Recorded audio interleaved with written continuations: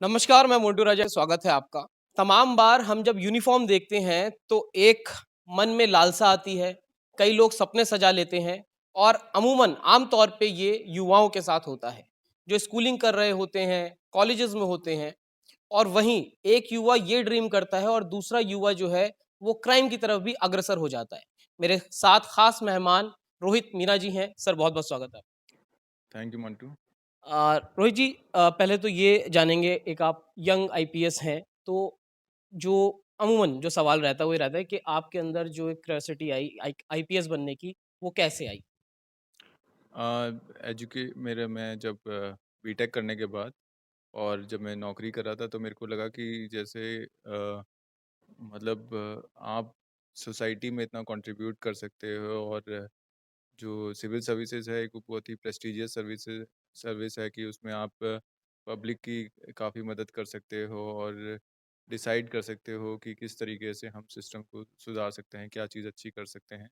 तो इसी को लेके मेरे को मेरी फैमिली ने मोटिवेट किया और मैं वहाँ से नौकरी छोड़ के और ने सिविल सर्विसेज के लिए प्रिपेयर किया। पहले एक प्राइवेट जॉब में थे आप, जी। दिल्ली बेस्ड ही हैं आप? नहीं, मैं राजस्थान से हूँ पीछे से और मेरी पढ़ाई आईआईटी रुड़की में हुई है, उत्तराखंड में। और बाकी स्कूलिंग ज़्यादातर राजस्थान में हुई है। सर तमाम बार हमने ये देखा है, आज जो सिचुएशन है, तमाम जगह पे वायलेंस देख रहे हैं, राइट्स भी हैं और जो यूथ होता है, उसकी बहुत अहम भूमिका हर जगह पे दिखती है।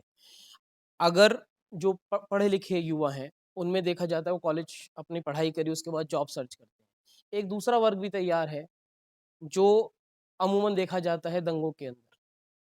कुछ लोग उनको इन्फ्लुएंस करते हैं, बरगलाते हैं। उस युवा के लिए आप क्या कहना चाहेंगे? क्योंकि जब वो इस तरह की हरकतें करते हैं, तो वो क्राइम में तब्दील हो जाती है फिर चीज़ें और जो क्रिमिनल पकड़े जा रहे हैं, वो अधिकतर युवा ही होते हैं।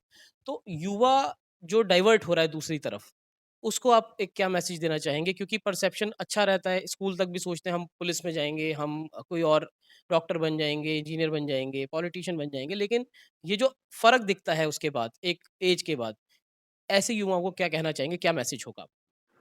इसमें जैसा आपने बोला 2-3 फैक्टर्स हैं मैं कहूँगा। जैसे स्कूलिंग आदमी जब चालू करता है तो उसकी संगत पे बहुत उसका जो संगत होती है उससे काफ़ी चीज़ इफ़ेक्ट पड़ता है। अगर आप अच्छे लोगों के बीच में रह रहे हैं और अच्छा सोच रहे हैं, कम्पीट कर रहे हैं, सेल्फ मोटिवेटेड हैं तो आप हमेशा पढ़ाई में आगे चलते जाएँगे और साथ ही साथ आगे सक्सेसफुल होते भी चले जाएँगे। और ऐसे कुछ लोग हैं जो कुछ बच्चे हैं जो भटक जाते हैं।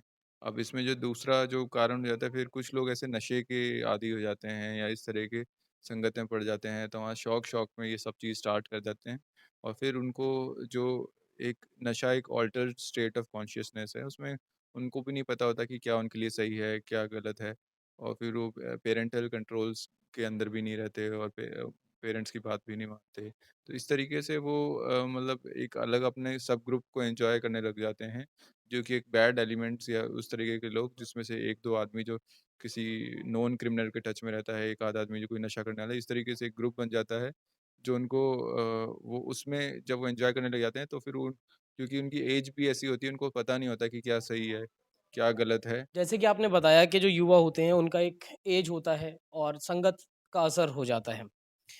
इसी के चलते तमाम बार ये भी देखा है कि बड़े-बड़े जो एक शौकिया भी कई लोग जो हैं वो क्रिमिनल बन जाते हैं और बहुत हद तक देखा गया अब थोड़े लोग स्मार्ट भी हो गए हैं। अब ऑनलाइन और डिजिटल क्राइम में भी बड़े यूथ एक्टिव हो गए हैं। उसको आप किस दृष्टि से देखते हैं? क्योंकि वो पढ़ा-लिखा यूथ होता है। जी, मैं ऐसे तो नहीं कहूँगा कि शौकिया वाली बात है। मैं ये कहूँगा कि बेसिकली क्या होता है कि आजकल एक चीज़ है जिसे कहते हैं रिलेटिव डेप्रिवेशन। हर कोई मतलब इतना ज़्यादा सोशल मीडिया और सब चीज़ से एक्सपोज़ है कि उनको लगता है कि मेरे पास भी सब चीज़ होनी चाहिए। हम उस तरीके से और जब वो इस अपने ऐसे सब ग्रुप में इंटरैक्ट करते हैं वगैरह और उसमें से कोई जो एंटी सोशल एलिमेंट्स होते हैं उनके पास ये सब चीज़ें होती हैं तो उनको लगता है कि क्यों ना ये एक आसान राह है और जो कई बार बच्चे ऐसे भी होते हैं जिनको मतलब डिप्रेशन में चले जाते हैं। पढ़ाई का भी आजकल बहुत ज़्यादा प्रेशर है बच्चों पे क्योंकि सबको सक्सीड करना है और सबको आगे बढ़ना है। तो जो लोग ऐसे मतलब जिनको एक बार ऐसे असफलता मिलती है या उस तरीके से तो वो कभी-कभी ऐसे ही गलत राह पे चल पड़ते हैं। और साथ ही साथ क्योंकि अब हम एक डिजिटल इकोनॉमी में आ चुके जहाँ की हमारा देश में सबसे ज़्यादा वर्ल्ड में डिजिटल ट्रांज़ैक्शंस होते हैं। तो हर बच्चे-बच्चे को पता है कि कैसे डिजिटल ट्रांज़ैक्शंस होते हैं। इसी वजह से उन्हीं में से कुछ ऐसे जो लोग हैं जो कि मतलब ऐसे गलत लोगों के टच में आके तो कई तरह की आजकल जो ऑनलाइन फ्रॉड्स हैं और साथ ही साथ इनको कई लोग सिखा भी रहे हैं, कई क्रिमिनल्स भी सिखा रहे हैं। जैसे मेवात में हमने गैंग्स बस्टी उसमें जुवेनाइल्स को भी वो सिखाते हैं कि कैसे क्राइम कमिट करना है वगैरह। तो इस तरीके से ओ ओवरऑल एक ये क कई लोग राह से भटक रहे हैं। तो सर क्योंकि पुलिस में आप हैं और सालों से आप सेवा दे रहे हैं, कई तरह के इंसिडेंट्स भी आते होंगे सामने। अमूमन जो पब्लिक से हमारी बातचीत होती है, कई बार ऐसे कहते हैं जो ग्राउंड पे पुलिसिंग है, वो सोशल के लिए आपको लगता है कि थोड़ी और सुधार होने चाहिए क्योंकि उनको लगता है कि हमारे साथ अच्छा ट्रीटमेंट नहीं होता है ग्राउंड लेवल की अगर हम बात करें। तो कुछ-कुछ ऐसी कंप्लेंट्स आपके पास आई हों या आपने कुछ सोचा हो कि हाँ, अगर इस चीज़ में ऐसे इम्प्लीमेंट हम कुछ-कुछ चीज़ें करें तो वो चीज़ बेटर हो सकती है क्योंकि एसीपी अपना तमाम जन सुनवाई होती है, डीसीपी लेवल पे होती है, यहाँ तक कि जॉइंट सीपी भी अब क कभी-कभी कर लेते हैं। तो आपको लगता है कि क्या-क्या आपने सोचा हो अगर इंसिडेंट ऐसे आए हों आपके पास, आपको लगता हो नहीं ये 2-3 चीज़ें अगर हम करें तो चीज़ें बेटर हो सकती हैं? नहीं, इसमें पुलिस हमेशा प्रयास करती रहती है। हमारे भी सबके बेसिकली सेशंस होते हैं, ट्रेनिंग होती है, सॉफ्ट स्किल्स की ट्रेनिंग होती है। इसमें क्या एक जो मेजर पहलू रहता है कि आप पुलिस हमेशा एक बेसिकली मीडिएशन या लीगल एक्शन लेती है, जिसमें एक पार्टी हमेशा जो एग्रीव्ड रहेगी या उस तरीके से रहेगा कि मतलब तो हमेशा मतलब आपको ऐसा नहीं होगा कि सभी के दोनों तरफ के ग्रीवेंसेस रिजॉल्व हो जाएँगे उस तरीके से। तो एक जो नेचुरल टेंडेंसी ये रहती है कि एक पार्टी की उसको मतलब उसको नेगेटिव व्यू हो जाते हैं कि हमारा इन्होंने नहीं दिया साथ इस तरीके से। बट क्योंकि फैक्ट्स को देखते हुए, नेचर ऑफ क्राइम को देखते हुए, नेचर ऑफ सर्कमस्टेंसेस को देखते हुए, हमें जो भी एग्रेसर पार्टी है उसके अगेंस्ट एक्शन लेना ही पड़ता है।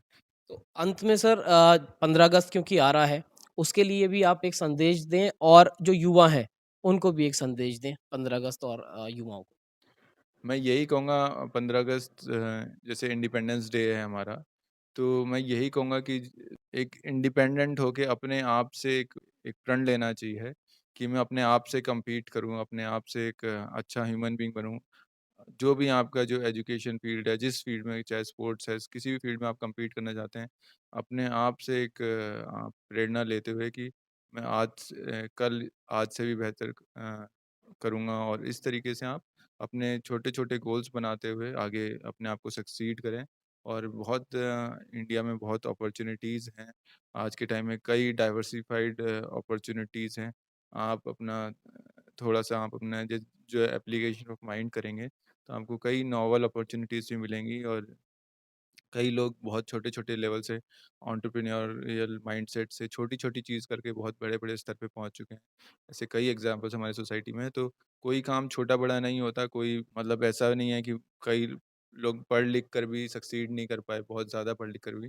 तो आप ये नहीं मन से नहीं हारे हैं, अगर आप मन से जीते हैं, तो हमेशा आपकी जीत रहेगी और आप हमेशा आगे बढ़ते रहेंगे। तो हमेशा सेल्फ मोटिवेटेड होके अपने आप को अपने आप से इंडिपेंडेंस लेके और अपने आप को आगे आप सक्सीड करने के लिए कोशिश करते रहें। तो देखिए बहुत अच्छी और बढ़िया बात रोहित मीना जी ने कही है कि खुद से आप ज़िंदा-दिल रहें, नर्वस ना हो, हिम्मत ना हारें, अपने अंदर चीज़ जो है एक आत्मसम्मान भी जागरूक रखें, ताकि किसी भी फ़ील्ड में ज़रूरी नहीं है कि आपको पुलिस ही बनना है, अगर आप आईपीएस नहीं बन पाए तो आप निराश हो जाएँ। कई जो यूथ है, वो सालों से मेहनत कर रहा है, उनसे भी हमारी बातचीत होती है, वो कहीं न कहीं हताश हो जाते हैं। हताश नहीं होना है, अपने आप को ज़िंदा रखना है। समाज सेवा के लिए बहुत सारे रास्ते हैं और जैसे कि रोहित मीना जी ने बताया कि उन्होंने भी एक प्राइवेट जॉब से कैसे वो आईपीएस बने और उनका जो था कि सोसाइटी को एक अच्छी चीज़ें हम दे सकते हैं, तो उसके लिए आईपीएस इंडियन पुलिस सर्विसेज़ में भर्ती हुए हैं। तो इस पूरी चर्चा पे क्या आपकी राय है, क्या आपका विचार है? कमेंट द्वारा हमसे साझा कर सकते हैं। अगली अपडेट के साथ आपके सामने फिर प्रस्तुत होंगे। नमस्कार।